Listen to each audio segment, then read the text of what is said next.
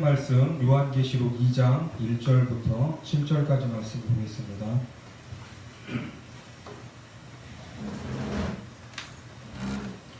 요한계시록 2장 1절부터 7절까지 말씀 한 절씩 교독하겠습니다. 에베소 교회의 사자에게 편지하라. 오른손에 있는 7뼈를 붙잡고 7 금촛대 사이를 거니시는 이가 이르시되 내가 내 행위와 수고와 내 인내를 알고 또 악한 자들을 용납하지 아니한 것과 다신 사도라 되 아닌 자들을 시험하여 그의 거짓된 것을 내가 드러낸 것과 또 내가 참고 내 이름을 위하여 견디고 게으르지 아니한 것을 아노라.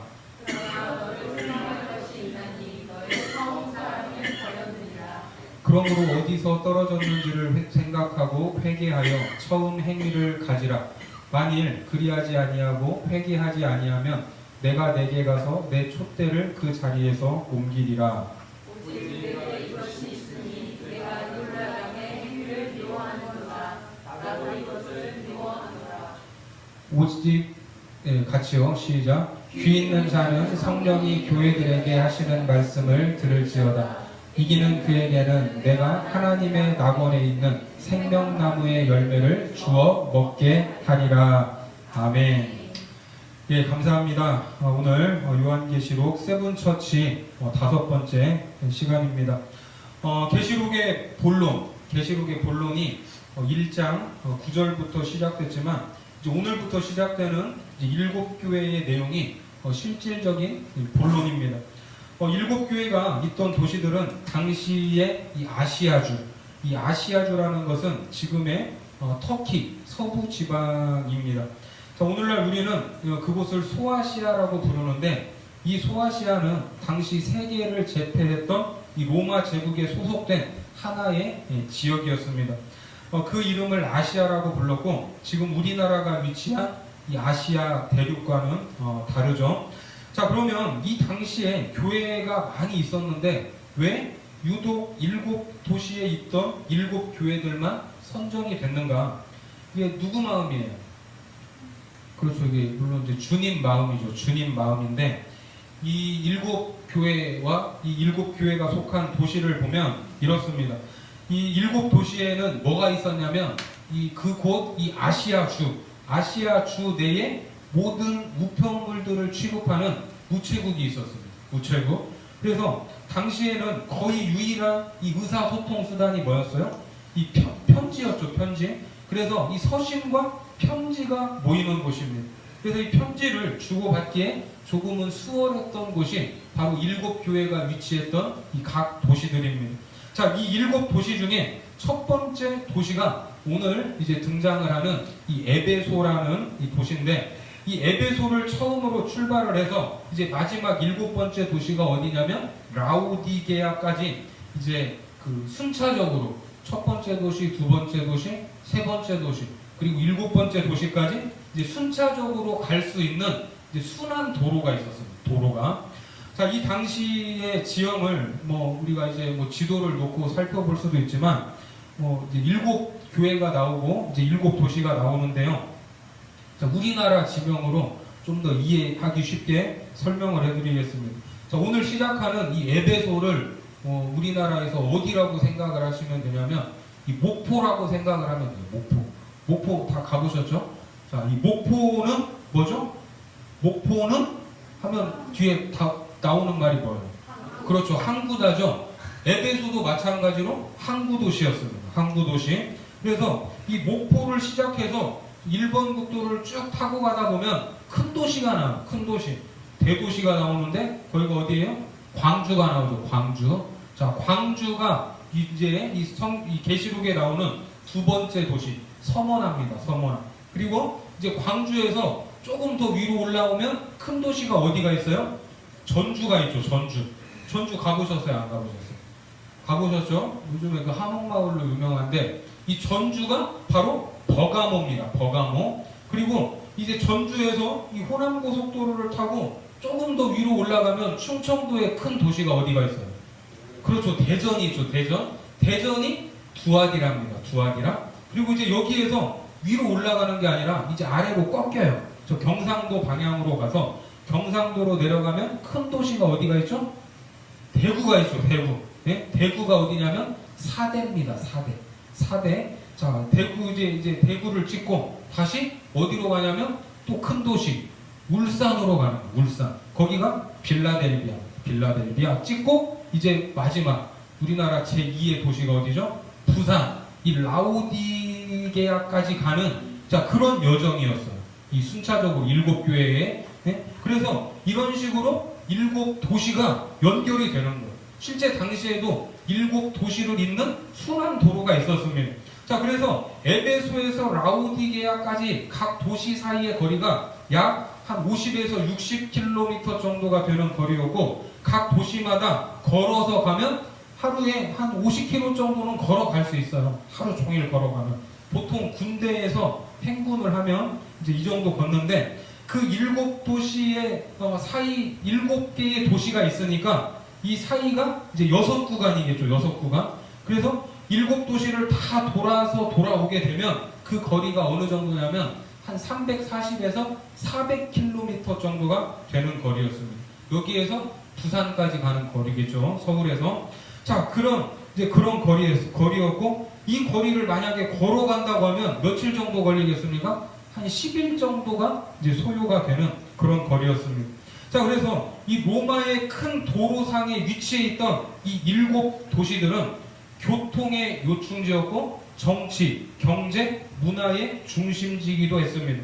특히 우리가 이제 뭐 계시록 시작할 때도 한번 봤지만 이 7교회는 이 당시에 특정한 7교회만을 상징하는 것이 아니라고 했죠. 왜냐하면 이 7이라는 숫자는 완전하다, 충족하다는 이 의미가 있기 때문에 비록 한 시대에 존재했고 특정한 지역에 존재했던 7교회지만 7교회 안에는 모든 시대 그리고 모든 지역의 교회들이 다 포함되어 있다는 것을 기억하시기 바랍니다. 그래서 7교회에 주님이 메시지를 보내라 하는 이 말씀은 모든 시대와 모든 지역을 초월한 모든 교회에 메시지를 보내라는 말씀이에요. 그러니까 이 메시지를 오늘 우리가 받아야 됩니까? 안 받아야 됩니까?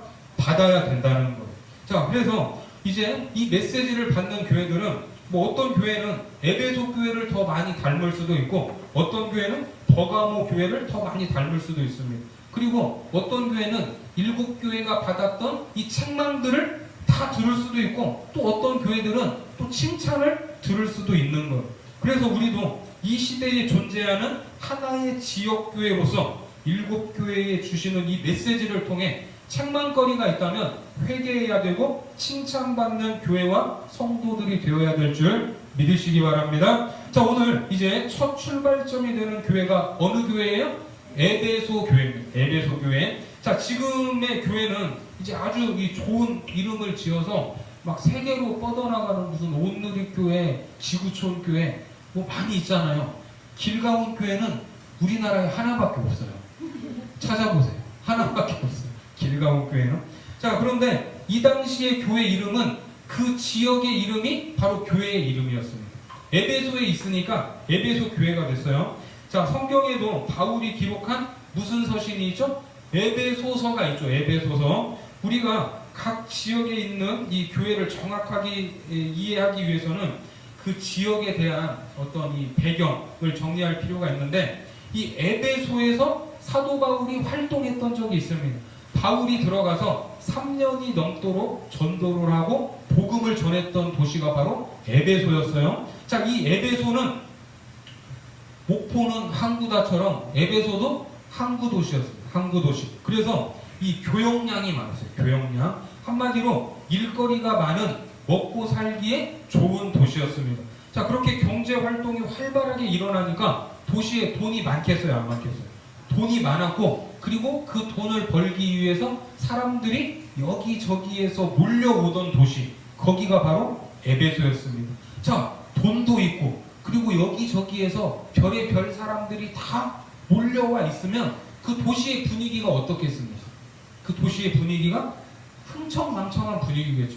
뭐 돈도 많고 별의별 사람들이 다 있으니까 이 뭐 유흥을 즐기지 않겠습니까? 자, 우리가 이제 그런 상상을 하면서 이제 사상적인 내용을 보면 이 에베소에는 또 우리가 많이 들었던 뭐가 있냐면 두란노 서원이 자리 잡고 있습니다.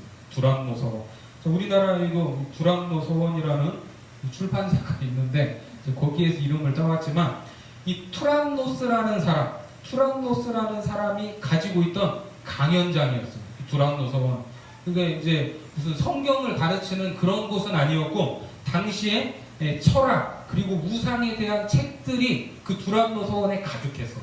그리고 이제 거기에 대한 내용을 이제 강의를 했는데 바울이 이제 그 장소를 사용했던 적이 있습니다. 그곳이 두란노 서원이에요. 그러니까 이제 그 도시의 어떤 이 사상적인 배경이 좀 이해가 되시죠? 철학과 이 모든 우상에 대한 이런 이 사상들이 이제 있었고 이 서원이 있을 정도로 이제 그런 도시였습니다. 자, 이런 도시에서 바울이 몇 년 동안 3년 동안 복음을 전하고 이제 에베소 교회를 떠나게 되는 거예요. 자, 그 장면이 사도행전 20장에 등장을 하는데 사도행전 20장 28절부터 보면 자, 이렇게 이제 이야기를 합니다. 너희는 자기를 위하여 또는 온 양떼를 위하여 삼가라. 성령이 저들 가운데 너희로 감독자를 삼고 하나님이 자기 피로 사신 교회를 치게 하셨느니라. 자, 이게 지금 누구에게 하는 말이냐면 사도 바울이 에베소 교회를 떠나면서 에베소 교회의 장로들에게 권면하는 말이에요. 자, 이어서 같이 보겠습니다. 29절부터 시작. 내가 떠난 후에 흉악한 이리가 너희에게 들어와서 그 양떼를 아끼지 아니하며 또한 너희 중에서도 제자들을 끌어 자기를 쫓게 하려고 어그러진 말을 하는 사람들이 일어날 줄을 내가 아노니. 자, 지금 바울은 에베소 교회를 떠나야 되는데 지금 내가 떠나면은 이 지금 교회 분위기가 이게 좋다는 거예요, 안 좋다는 거예요?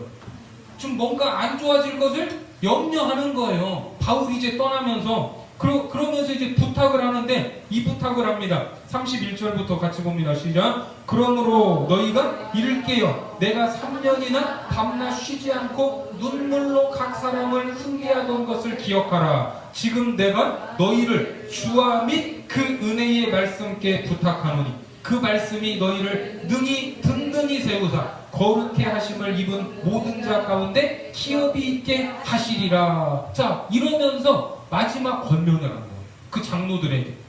자, 그리고 다시 오늘 본문으로 돌아와서 2절과 3절 말씀을 보겠습니다. 시작. 내가 내 행위와 수고와 내 인내를 알고 또 악한 자들을 용납하지 아니한 것과 자칫 사도라 하되 아닌 자들을 시험하여 그의 거짓된 것을 네가 드러낸 것과 또 네가 참고 내 이름을 위하여 견디고 게으르지 아니한 것을 아노라. 자, 이제 계시록에서 주님이 에베소 교회에 말씀을 하시는데 지금 2절과 3절 말씀은 주님이 칭찬하는 것 같아요? 책망하는 것 같아요?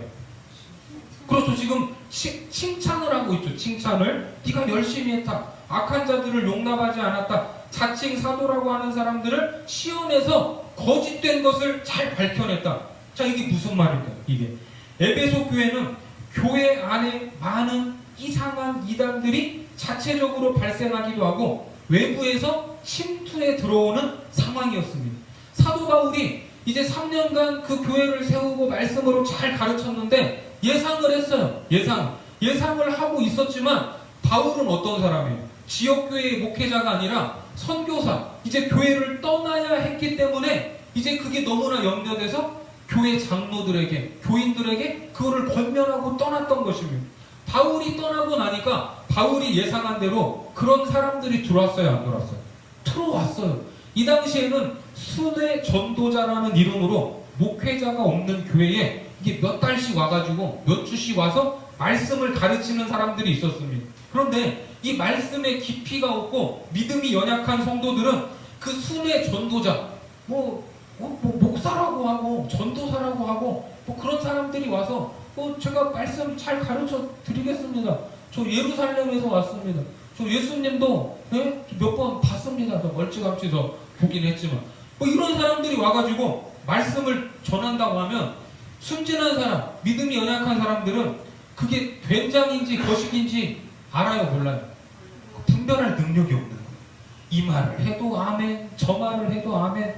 사람들이 사기꾼하게 왜 당하죠? 말을 잘하니까 당하죠. 말을 잘하니까.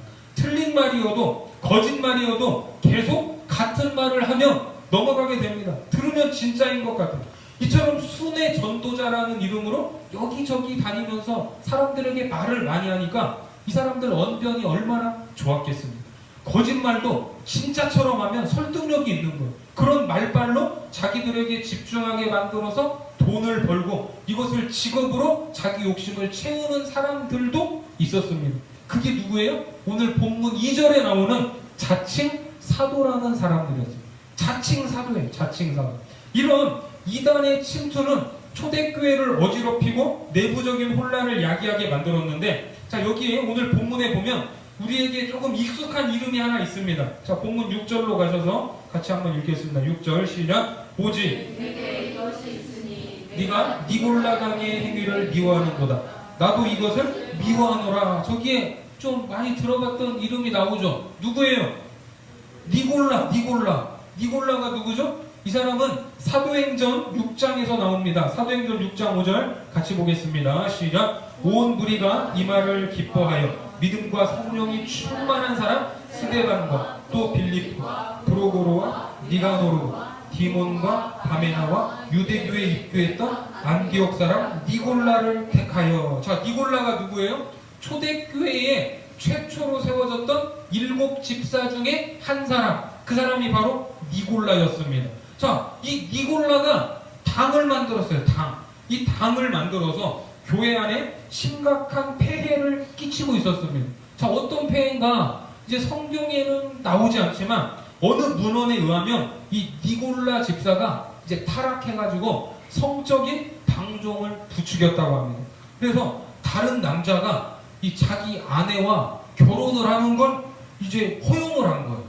근데 자기 아내인데 또 다른 남자가 있는 거예요. 이 아내가. 그걸 허용을 했어요. 그러면 니골라도 당연히 이제 다른 아내를 또 이제 그 자기 아내로 삼았겠죠. 자, 그런 성적인 방종을 이제 이걸 이제 허용을 했는데, 이런 행동은 누가 봐도 이게 지금 맞아요, 틀려요? 우리는 이게 정상적인 사고를 하고 있기 때문에 이게 말이 안 되잖아요. 누가 자기 배우자에게 눈길만 줘도 막 속에서 열불이 올라오는 게 정상이잖아요. 근데 이게 눈길이 아니라 그냥 주는 거예요. 같이 살으라고. 이게 말이 안 되는 거예요. 자, 그런데 이 어리석게도 그런 사상을 또 지지하는 사람들이 있는 거예요. 그래서 그 사람들이 이제 당이 된 거예요. 니골라 당이. 예? 니골라 당이 됐어요. 그래서 초대교회 7 집사로 영향력이 있던 사람이 이제 성적 방종을 가르치니까 이런 행위가 교회 안에서 폐가 됐습니다. 그런데 에베소 교회는 니골라당의 이러한 성적인 방종과 타락을 허용했어요, 안 했어요? 허용하지 않았다는 거예요. 당연하죠. 그래서 이게 돈이 많아서, 이 에베소 지역이 돈이 많다겠죠? 돈이 많아서 타락의 빌미가 많고 이단 사상이 난무하는 도시에서 자칫 진리가 위협받고 혼탁해지기 쉬웠지만, 이런 일련의 모든 공격들, 이단 사상, 그리고 니골라 집사라는 그 초대교회 7 집사가 주축이 된 성적인 타락, 이런 것들을 잘 분별하고 있었다는 겁니다. 그러니까 에베소 교회가 칭찬받을 이유는 진리를 수호하고 그 진리를 잘 지켜냈다는 거예요. 주님은 이것을 잘했다고 지금 칭찬하고 계십니다. 오늘날 우리도 하나님의 말씀, 우리가 받은 복음과 진리에 대해서 혼탁하게 만들려고 하는 이런 것들을 도전하는 모든 이단의 세력들로부터 우리가 하나님의 순결한 말씀을 잘 수호하고 지켜야 될 줄 믿으시기 바랍니다. 이런 의무와 책임이 있어요. 얼마나 많은 이단들이 지금 우리 주변에 널려 있습니다. 말도 못해요. 교회 안으로 침투하고 집으로 찾아오고 이 교묘하게 속여서 접근을 합니다. 우리는 어느 자리에서든 에베소 교회처럼 이 진리의 수호자가 되어야 되는 거예요. 자, 여기까지는 이제 에베소 교회가 칭찬을 받아서 분위기가 좋아요, 안 좋아요? 분위기가 좋죠. 자, 이렇게 딱 마무리가 되면 좋은데, 예? 이제 한 가지가 나와요. 자, 4절과 5절 말씀 같이 보겠습니다. 시작. 그러나 너를 책망할 것이 있나니 너의 처음 사랑을 버렸느니라. 그러므로 어디서 떨어졌는지를 생각하고 회개하여 처음 행위를 가지라. 만일 그리하지 아니하고 회개하지 아니하면 내가 내게 가서 내 촛대를 그 자리에서 옮기리라. 자, 칭찬거리도 있었는데 에베소 교회 안에는 책망거리가 있습니다. 그건 뭐예요? 처음 사랑을 버렸대요. 처음 사랑. 자, 그러면 이 처음 사랑은 뭘까? 처음 사랑. 저는 이거를 어릴 적에 이 첫사랑이라고 해서 이 하나님께 대한 첫사랑으로 배웠는데, 이것을 하나님에 대한 첫사랑으로 보기에는 이 무리가 있습니다. 왜냐하면 지금 에베소 교회가 칭찬받은 내용이 진리를 수호한 건데, 그러면 이미 하나님에 대한 열렬한 사랑과 열정이 증명된 거예요, 아닌 거예요? 이게 증명이 된 거죠. 그래서 여기에서 말하는 처음 사랑은 하나님에 대한 사랑이기보다는 성도와 성도들 사이의 사랑으로 볼 수 있습니다. 그러니까 에베소 교회는 하나님께 대한 열정, 그 말씀을 수호하고 말씀대로 살려고 하는 열정은 있었는데 뭐가 없었어요? 성도들 사이에서 사랑이 식었다는 것입니다. 자, 왜 이런 일이 생겼을까? 예수님은 본문에서 그들에게 회복할 수 있는 방법을 말씀하셨어요. 자, 5절 말씀 같이 보겠습니다. 시작. 그러므로 어디서 떨어졌는지를 생각하고 회개하여 처음 행위를 가지라. 만일 그리하지 아니하고 회개하지 아니하면 내가 내게 가서 내 촛대를 그 자리에서 옮기리라. 자, 어디서부터 처음 사랑을 버렸는지 돌아보래요. 회개하라는 것입니다. 그리고 처음 행위를 가지라, 이렇게 말해요. 그러니까 이제 교회 밖에서 이단 세력이 알게 모르게 침투하고 또 교묘하게 들어오니까 에베소 교회는 이게 긴장할 수 있어요, 없어요? 긴장할 수밖에 없죠. 그래요, 안 그래요? 긴장할 수밖에 없는 거예요. 예? 외부에서 누가 이렇게 온다고 해도 반가운 마음보다는 이 먼저 의심이 들 수밖에 없는 상황이었을 겁니다. 신천지가 그 추수꾼들을 처음 파송했을 때 막 교회에 누가 와가지고 막 교회 일 열심히 하고 그렇게 하면 이게 좋아요, 안 좋아요? 좋은데 그게 알고 보니까 추수꾼들이었어요. 교회를 통째로 다 들고 나갔어요. 교회 안에 문제를 일으키고. 한국교회 여기저기에서 그런 일들을 당하다 보니까 이제 신천지가 우리 교회도 올 수 있어요, 없어요? 올 수 있는 거예요. 그래서 뭐 부부가 갑자기 막 믿음 좋은 부부가 등록을 하고 막 목사님 뭐 할 거 없냐고 하고 물어보고 하면 겁이 나요, 안 나요? 겁이 나죠. 저는 좀 그런 분들이 있으면 좋겠는데, 네? 이게 겁이 나는 거예요. 이게 교회를 이게 침투한 이단이 아닌가. 에베소 교회가 그랬어요. 에베소 교회가. 그런 무슨 자칭 사도들이 오고, 예? 외부에서 사람들이 오면서 뭐 한다고 하니까. 그러니까 외부에서 사람이 오면 반가운 마음보다는 이제 긴장을 하는 거예요. 저 이단 아닌가? 저 교회에 해를 끼치는 거 아닌가? 그래서 누가 들어오면 사도신경 한번 외워보라고 하고, 신앙 고백을 하라고 하고, 이 웨스트민스터 교리에 대해서 말을 하라고 하고, 대요리 소요리 문답 질문을 하면서 거기에 이 대답을 못하면 이 분위기가 안 좋아지는 거예요. 말이 그렇다는 거예요. 말이. 그때는 이런 거 없었어요. 사도신경도 없었고 웨스트민스터 이런 거 다 나중에 생긴 거예요. 그러니까 한마디로 말씀을 기준으로 이 사람들을 판단하고 정죄하는 분위기로 이어진 거예요. 자, 사도행전 20장 아까 32절 말씀 같이 보겠습니다. 시작. 지금 내가 너희를 어디로 가서? 우리 방송실 자매님. 자, 시작. 지금 내가 너희를 주와 및 그 은혜의 말씀께 부탁하노니 그 말씀이 너희를 능히 든든히 세우사 거룩해 하심을 입은 모든 자 가운데 기업이 있게 하시리라. 자, 바울이 떠나면서 에베소 교회를 누구에게 부탁했습니까? 장로들에게 말하는 것 같지만 여기에 보면 그 은혜의 말씀께 부탁했습니다. 그러니까 바울은 에베소 교회에 자기가 3년 동안 가르쳤던 그 말씀, 은혜의 말씀을 무기로 주고 떠난 거예요. 그렇죠? 교회는 어떻게 움직입니까? 교회 내에 유력한 사람이 움직이는 것도 아니고 어떤 세력이나 당을 지은 무리도 교회를 움직이는 것이 아니라 교회는 하나님의 말씀을 기준으로 해서 판단되어지고 움직이는 줄 믿습니다.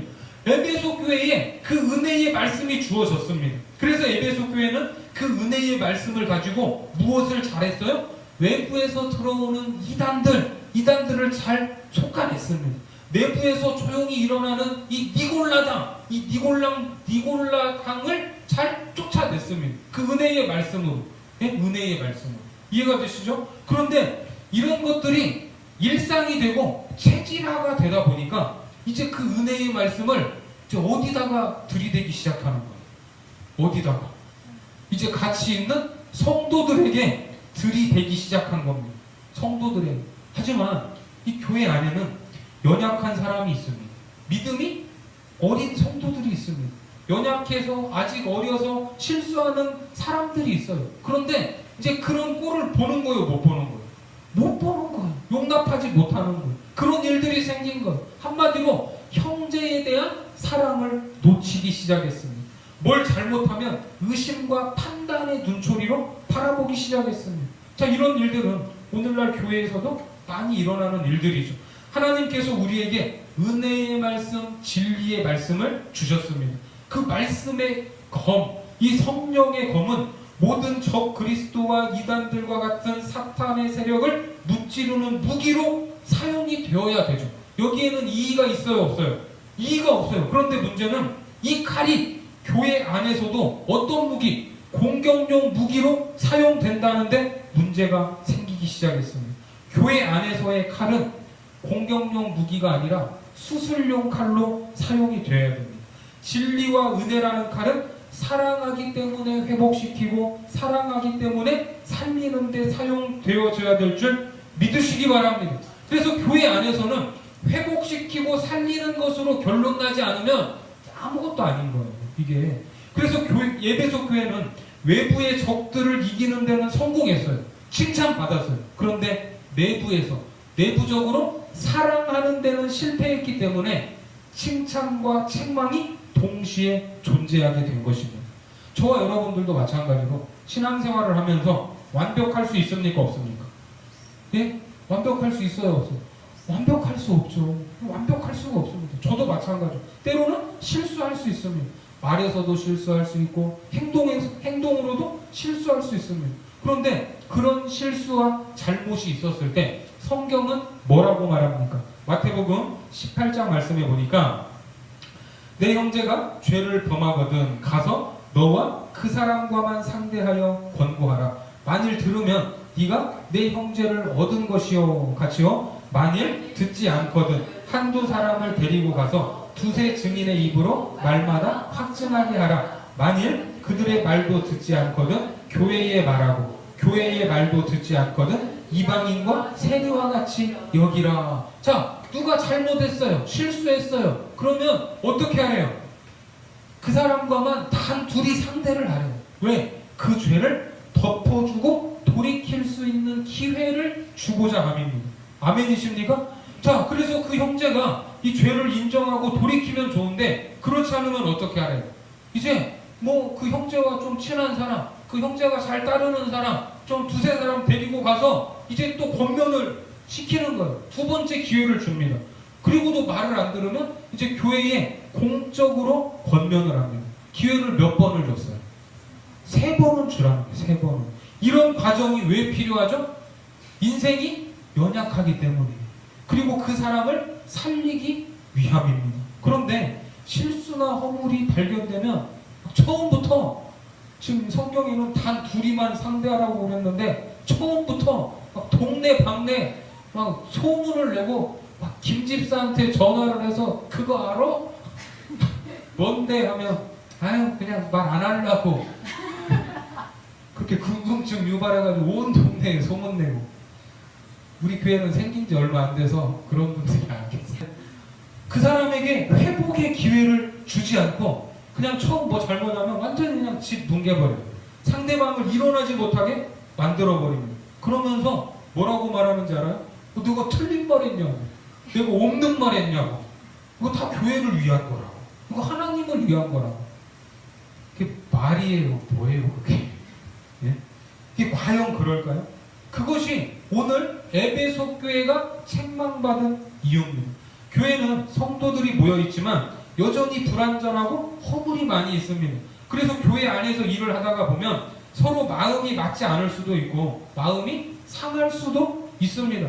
이거는 어느 교회라도 피할 수 없는 일이에요. 하지만 그것을 처리하고 해결하는 방법에 있어서 뭐가 있어야 됩니까? 사랑이 있어야 된다는 거. 따라해보세요. 사랑이 있어야 된다. 그렇습니다. 그런데 하나님 나라의 확장을 위해서 움직이는 교회의 사역을 통해서 서로가 서로에게 칼질을 하는 거예요. 사역을 통해서 영혼들이 구원받고 세워지고 성장을 해야 되는데 교회 안에서 영혼들이 넘어지고 실족하고 교회를 떠나는 일들이 생깁니다. 왜? 이 말씀을 무기로 사용하고 있기 때문입니다. 자, 일제강점기에 우리나라가 큰 시련을 겪었죠. 36년 동안 한국 교회도 예외일 수가 없었는데 교회 안에도 많은 순교자들이 배출이 됐고 동시에 이 배교자들도 많이 나왔습니다. 자, 그런 시련의 시기가 끝나고 이제 해방된 이후에 한국교회가 신사참배를 결의하고 이제 교단 차원에서 교회 차원에서 신사참배를 했지만 그나마도 다행인 건 뭐예요? 주기철 목사님과 같은 이 순교자가 있었기 때문에 순교자가 있었고 그 순교의 피 위에서 다시 신앙을 고백하면서 시작할 수 있었습니다. 자, 그런데 해방 이후에 이제 교회가 분열이 되는데 신사참배 문제로 온갖 고초를 당했던 성도들이 그렇지 않고 타협하고 배교한 성도들을 정죄하기 시작하는 거예요. 예? 비난했어요. 물론 이 신사참배는 고개를 들 수 없을 만큼 부끄러운 일이고 분명한 잘못이기 때문에 이 고초를 당한 사람들 입장에서는 이 배교자들이 좋게 보였겠어요? 안 보였겠어요? 좋게 안 보이죠. 자기는 온갖 고생을 하고 이 죽을 고비를 넘기고 나왔잖아요. 그런데 그분들이 결국 우리는 니들과 함께 할 수 없다. 이 배교자들과 함께 할 수 없다면서 편이 나눠져 버렸어요. 편이. 이게 용서를 빌고 회개하는 마음을 받아주지 못했어요. 우리가 한국의 성자라고 불리는 이 영락교회 이 한경진 목사님도 이 템플턴상을 받는 자리에서 고백하셨잖아요. 나도 신사참배를 한 사람이다. 나도 죄인이다. 그 정도로 이 신사참배한 분들이 많이 있었습니다. 그런데 진리의 말씀을 들이대면서 칼질을 했고 하나의 신앙을 고백하는 이 형제들이 서로 등을 돌리고 해방 이후에 하나 되지 못한 그 아픈 역사가 있습니다. 자, 그것이 한국교회 해방 이후의 모습이었어요. 자, 우리가 그리고 이제 자녀들을 키우다 보면 때로는 원칙을 가르치기 위해서 혼을 냅니까 안 냅니까? 혼을 내기도 하고 겁을 주기도 합니다. 애들 어렸을 때 너 이거 안 하면 오늘 밤에 잠도 자지 마. 이런 윽박은 보통 누가 질러요? 이제 아빠들이 하는데 그러면 이제 애들이 이제 쫄아가지고 이제 하기 싫은 거지만 이제 억지로 해야 돼. 억지로 책상에 앉아가지고 보면 오만 인상을 쓰고 있습니다. 하기 싫은 거 이제 하라고 하니까. 그런 모습을 보면 물론 해야 되는 일이지만 아빠도 이거 당장 지금 나를 세워서도 그거 할 수 없다는 거 알아요. 할 수 없다는 걸 알지만 하라고 막 윽박을 질러요. 이거 안 하면은 밤에 잠도 자지 말라고. 네? 그러고 이제 시간이 조금 흐르면 이제 반성의 기미가 있고 뭐 눈물을 흘린다던가 그러면 이제 누가 가요? 엄마가 가서 아유 이거 하기 힘들었어 하면서 다독여요. 안 다독여. 이제 다독이죠. 그러면서 오늘은 그냥 일찍 자. 그러면 이제 애가 아빠가 이거 안 하면은 나 때린다고, 나 혼난다고 했다고. 그러면은 이제 엄마가 괜찮아. 엄마가 아빠한테 이야기 잘할게. 그냥 안심을 시키고 재웁니다. 그러면 다음날 애가 그거 안 하고 잤다고 해서 아빠가 막 애를 막 두드려 패요? 학교 가야 되는데? 네? 아빠한테 맞은 적 있어요? 그냥 아빠도 어제 밤에 이거 안 하면 잠자지 말라고 했지만 잔 거 다 알아요. 그거 안 한 것도 알아요. 하지만 그 다음날 그냥 모른 척하고 넘어갑니다. 그게 이게 죽고 살 일이 아니잖아요. 그런데 그 일을 통해서 아이는 자기 일에 대한 책임감도 생기고 동시에 내가 사랑을 받고 있구나 하고 느끼는 거예요. 자, 그래야 자녀들이 숨을 쉴 수 있지 않겠습니까? 자, 아이들은 사랑을 먹고 자라지 않습니까? 오늘 주님이 에베소 교회에 처음 사랑을 상실한 것, 이거는 하나님에 대한 이게 형제 사랑에 대한 문제였지만, 형제 사랑의 문제는 형제 사랑의 문제로만 끝나지 않고 이것이 무엇과 연관이 되냐면 하나님에 대한 사랑으로 연관이 됩니다. 그래서 이 처음 사랑을 상실한 것은 결국 하나님에 대한 사랑을 상실한 것으로 보셨어요. 자, 요한일서 4장 말씀 같이 보겠습니다. 누구든지 시작. 누구든지 하나님을 사랑하노라 하고 그 형제를 미워하면 이는 거짓말하는 자니 보는 바 그 형제를 사랑하지 아니하는 자는 보지 못하는 바 하나님을 사랑할 수 없느니라. 우리가 이 계명을 주께 받았나니 하나님을 사랑하는 자는 또한 그 형제를 사랑할지니라. 그렇습니다. 우리는 교회 안에서 조금 이 바보 같다는 소리를 들어도 살리는 데 사용하라고 주신 하나님의 말씀으로 다른 형제를 찌르고 죽이는 일은 하지 말아야 되는 거예요. 항상 살리는 방향으로 나가야 되는 것입니다. 자, 본문 7절 말씀 같이 보겠습니다. 시작. 귀 있는 자는 성령이 교회들에게 하시는 말씀을 들을지어다. 이기는 자에게는 내가 하나님의 낙원에 있는 생명나무의 열매를 주워 먹게 하리라. 뭘 준다고요? 생명나무의 열매를 주어서 먹게 한대. 자, 이 생명나무의 열매가 무엇인가? 잠언 3장 말씀에 보면은 자, 이런 말씀이 있습니다. 자, 같이 보겠습니다. 3장 18절 시작. 지혜는 그 얻은 자에게 생명나무라. 지혜를 가진 자는 복되도다. 자, 그리고 11장 30절로 시작. 의인의 열매는 생명나무라. 지혜로운 자는 사람을 얻느니라. 자, 지금 우리가 3장과 11장 말씀을 봤는데 생명나무와 뭐가 붙어 다녀요? 지혜가 붙어 다녀요. 지혜가. 네? 생명나무와 지혜가 붙어 다니고 있습니다. 둘이가 친한 것 같죠? 그래서 생명나무와 지혜는 같은 의미로 생명나무와 연관된 모든 끝에는 뭐가 존재해요? 지혜가 있는 거예요. 지혜가. 그래서 이기는 자가 생명나무의 열매를 먹는다는 것은 하나님이 주시기로 한 무엇을 얻는다는 거예요? 지혜를 얻는다. 이해가 되십니까? 이 지혜가 뭐냐? 살리는 거예요. 살리는 거. 생명나무와 연관이 돼 있잖아요. 생명은 살리는 거잖아요. 그래서 살리는 게 지혜예요. 살리는 게. 죽이는 게 지혜가 아니라. 네? 그래서 이 지혜의 완성은 진리를 통해 하나님의 사랑이 이루어지는 것입니다. 그 하나님의 사랑으로 영혼을 일으키고 영혼을 회복하고 영혼을 살리는 자리까지 나가야 되는 거예요. 그래서 잠언 11장 끝에 무엇을 얻는데요? 무엇을 얻어요? 사람을 얻느니라. 그렇습니다. 그래서 그 지혜로 사람을 살리게 되면 결국 누구를 얻는 거예요? 사람을 얻을 수 있다는 것입니다. 오늘 이 에베소 교회를 향한 주님의 말씀은 시대를 초월해서 우리 교회와 우리에게 하시는 말씀입니다. 먼저 하나님께서 우리에게 주신 진리의 말씀을 통해 운영이 되어지고 그 진리를 수호하는 우리 교회가 되기를 축원합니다.